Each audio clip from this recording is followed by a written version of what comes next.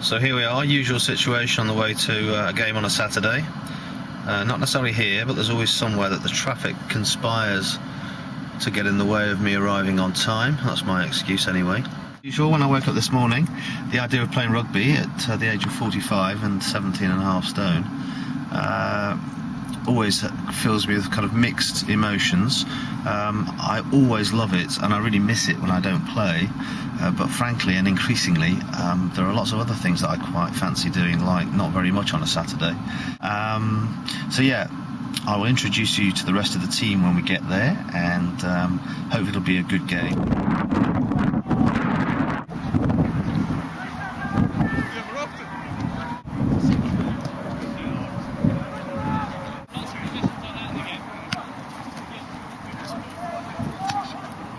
Christy over there.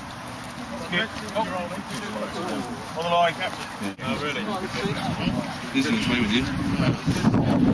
Right, sing the national anthem. Yeah. Make forward, let's go. At the top there. Just hold it there. Drop it up to the flag. Keep going. Take the guys out, push them. Lean over one side, boys. There's no reason why we can't move.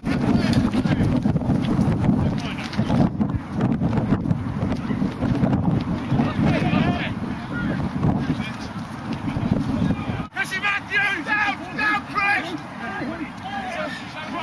Run away,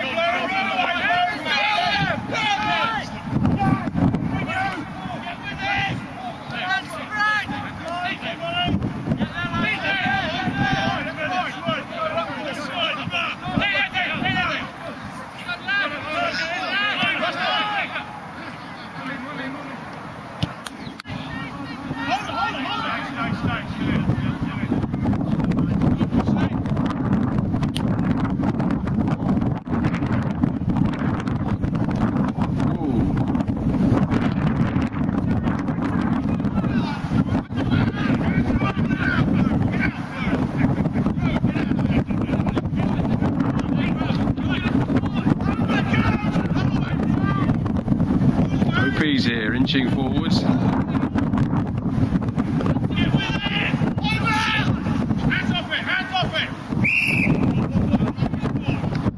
Penalty to OP.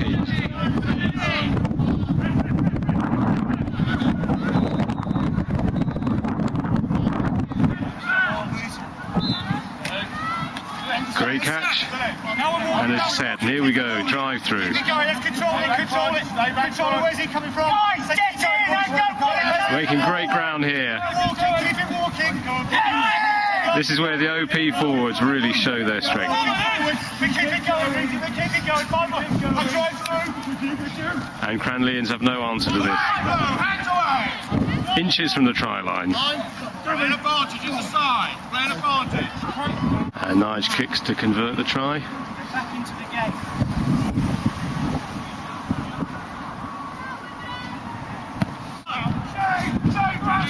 With you, Rousey! Stand! Here we go! Give me the reason.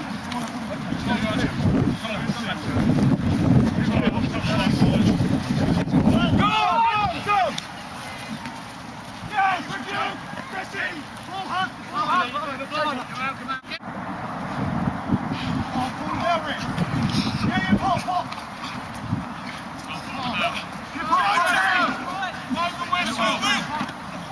Come down, red ball. Pause, engage. Go.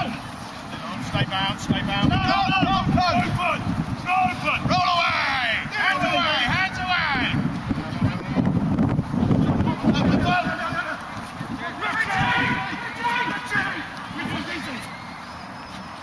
No hands. Hands out! Stay there, get back foot! Hands away now, back foot, get out there, go! Line!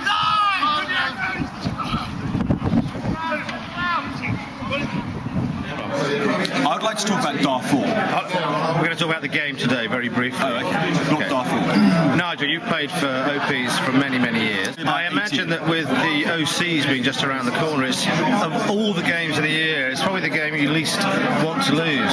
How do you feel about losing today? I'm quite upset, actually. I'm also quite upset that there wasn't much soft toilet roll. I also don't like the fact that there was a lot of mud in the changing room after. It was muddy. It was muddy. And smelly. And from the point of view of the game, I thought it was a little bit unfortunate that they were young gazelles and a little punchy towards the end. But, you know, that's what happens. With the fact that Mr. Jones really, I thought, was a stallion as ever, and I do like backing him up, if you know what I mean. Do you think do the OPs could have won the game today, or was that wishful thinking? I think that would be very wishful thinking. Yeah. That's what I would say, Neil, personally. I've had a very frustrating game. I actually might have to go home and beat my wife up. That's how frustrating I am. Are you happy with your own performance? Not really, no. I think I overran the ball quite a lot. I missed a few opportunities. One tackle slipped away, and I didn't realise I could have thrown the ball to the wide to get a try. So really, I think I played pretty shocking, actually. Martin, do you think that's a result that slipped away, given that OPs are surprisingly second in the table? That wasn't a league game, but nonetheless, a victory would have kept the momentum going. Absolutely right, Neil, and I think you've answered the question yourself there. I think yes, we had some fantastic passes to play. We had a plan, we made our own slip-ups. But I think it was heartening to see the boys step up to the plate and actually do what we said we actually wanted to do. Was there a turning point in the game where perhaps the game started to slide away? Some would say that having to move the big number 8 there, the fat bloke, Mr. Rousham, to the front row, and possibly the loss of also your sparkling number 9, Richie, perhaps was the difference between the two sides of the Very insightful. I think moving that lard in the shape of Rousham forward into the scrum, yes, kept it a competitive game in some senses, but we lost the big ball carrier going forward. Was there a big ball on the pitch today? I was just sort of normal sized ball. You're absolutely right. I saw a lot of big balls. There were some large, hairy ones. And if we talk about the sparkling number 9, I've never heard him called that before. It's normally You've got a cat called Sparkle, maybe it's confusion. Absolutely. When he went off hobbling with a chafed knee, personally, I think there's question marks over his commitment. Okay. And the fact he's probably actually. Well, that sounds like. I think it's all going to come out in the wash, Neil. Right. So you're saying there's maybe some things that we don't know about, kind of changing room politics, maybe some issues between the players that have not come out before. There's some nasty things. Let's say there's some birds going to come home to roost. Okay. I think some dubious sexuality stories you're going to be reading in the tabloids next week. So the OP changing room is not a happy changing room. It's not happy. There's too much man love and not enough absolute red-blooded hetero men in there. I mean, there's a lot of confusion all around that show. Very insightful. Thanks very much. Thank you, Neil. Thank you.